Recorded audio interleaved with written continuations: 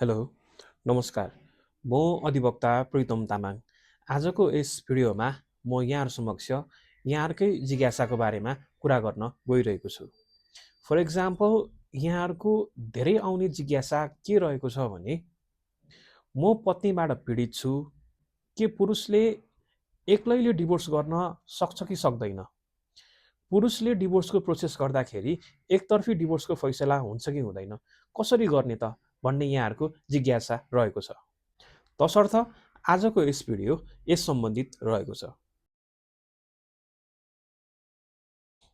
पत्नीले पतिको मन्जुरी नलिकन विगत 3 वर्षभन्दा बढी समयदेखि अलग बसिरहेको छ।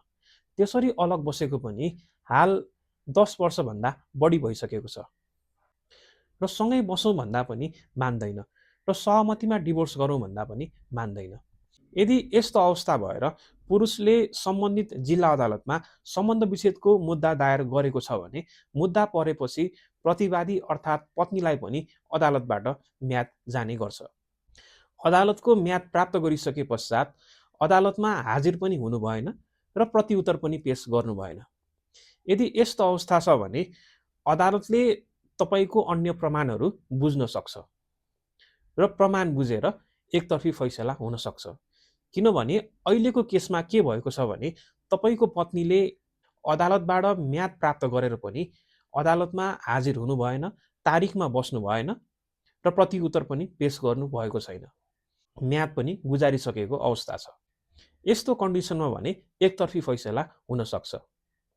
तर पत्नीले म्याद प्राप्त गरिसके पश्चात अदालतमा हाजिर हुनुभयो, प्रतिउत्तर पेश गर्नुभयो र प्रतिउत्तरमा सम्बन्ध विच्छेद गर्न मन छैन, मिलेर बस्न मन छ भनेर प्रतिउत्तर पेश गरेमा अन्य अदालती प्रोसेसहरू सुरु हुन्छ र यस क्रममा भने वादी प्रतिवादी दुवैको प्रमाण बुझेर प्रमाणलाई मूल्याङ्कन गरेर अदालतले फैसला गर्न सक्छ र यो केसमा भने डिभोर्स हुन पनि सक्छ, नहुन पनि सक्छ।